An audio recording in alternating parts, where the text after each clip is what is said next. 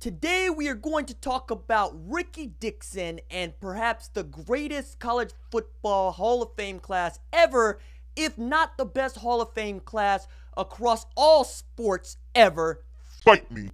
And all that's coming up after the bumper. What do you mean you don't subscribe to my son's YouTube channel?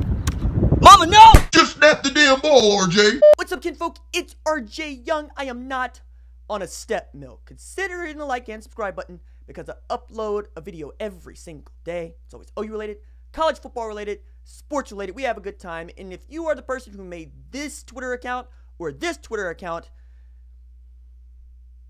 we'll talk about it later. So today, I want to get into the 2019 College Football Hall of Fame class, which is loaded.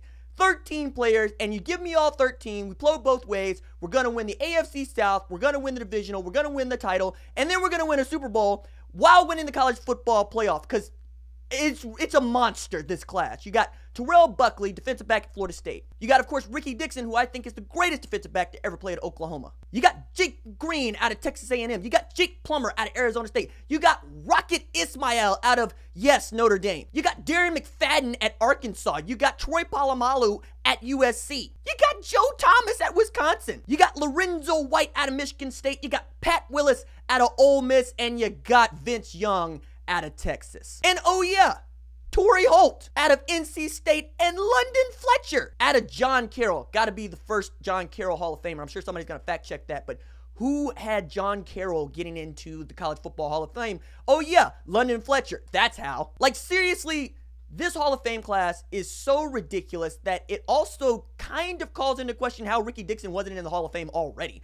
Because yes, we know guys like Brian Bosworth, Tony Casillas, Keith Jackson, they're in there. We get it. To say nothing of Coach Barry Switzer, the 1985 National Championship team is very well represented in the Hall of Fame, but for years, people were like, what's Rickey Dixon still doing out of this thing? Because Rickey Dixon was the first Jim Thorpe Award winner. 1987 consensus All-American. The man is one shy of the school record for interceptions at Oklahoma with 17, and that's on top of having 9 in 1987. At a time when there was no such thing as an air raid offense on a big-time college football program scale, Rickey Dixon was the ball hawk. Got drafted in the first round, played 6 seasons for the Cincinnati Bengals and Los Angeles Raiders back when the LA Raiders were a thing.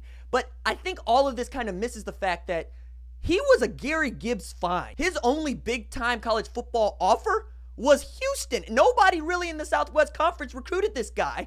And Gary Gibbs came to Barry Switzer and was like, no, this dude has it. We're going to go get him. And that gets kind of back to a roundabout point that I made, which is Gary Gibbs is one of the most underappreciated coaches in all of Oklahoma sports history. But I know not a lot of folks want to hear that. And not only that, Gary Gibbs and Switzer had the stones to play Rickey Dixon as a true freshman and a starter. And I know that there are a lot of folks who remember back to that day when they thought that, yo, Brendan Buki Riley Hiles is the second coming of Rickey Dixon. Not as a freshman, at least. But I also need to just go ahead and throw this out here for all of the old folks who watch the channel. I was born in 87, so no, I didn't see Rickey Dixon play. But the stats and the film and YouTube have enlightened me, like they enlighten a lot of folks. Like, I didn't watch the 1985 National Championship team play, and that might be the best Oklahoma college football team ever. And then you got to go to 2003, and those folks might fight you, but the 85 folks have a national championship, and we can go round about their point here is Rickey Dixon has ALS, right? If you don't know, it is a terrible disease that affects many, and it was one of those things that after he was diagnosed in 2013, a lot of folks wanted to see it done sooner rather than later because it is the disease that can take your life. It's one of many diseases that can take your life. But we were all going, even before that, why isn't Rickey Dixon in here? I mean, the Boz got in.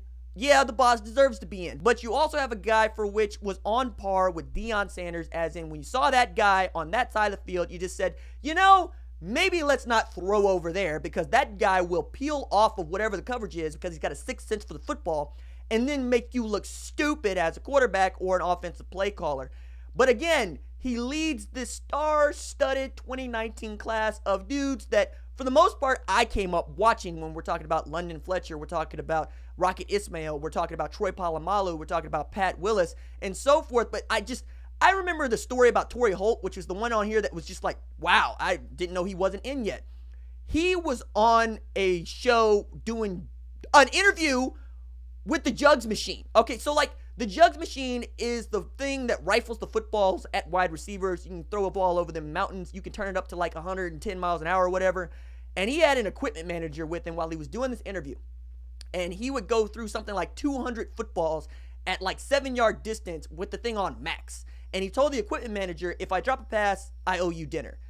The man never dropped a pass. He was one-handing them. And for those of you that remember The Greatest Show on Turf, you know Torry Holt was that dude. The same thing goes for Rocket Ismail, who, remember him as a kick returner and wide receiver, was that dude. And the thing that I like most about this 2019 class is how it's so defensive heavy.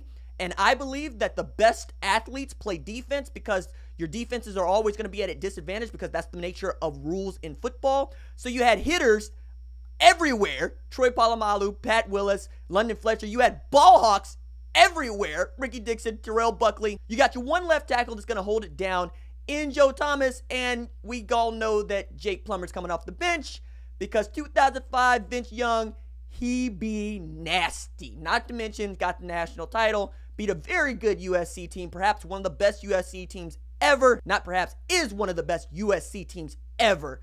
And we all know that he's the last Heisman winner to come out of Texas. Coincidentally, last time that Texas played for a national championship, but we won't get into that. Point is, I could have these dudes play almost any position, and I would wreck your football team. I don't care if you're 2018 Alabama. I don't care if you're 03 LSU. I don't care if you're 03 Oklahoma. The only team that you might have a problem with might be the 85 OU team. I'm not being serious there. I really do think that this team would whoop anybody. And when you're looking at Hall of Fame classes, there's always somebody in like the Major League Baseball Hall of Fame, at Cooperstown Baseball Hall of Fame, where you're like, how did that dude get in? Or how did that dude not get in, right? And we have that not get in conversation a lot.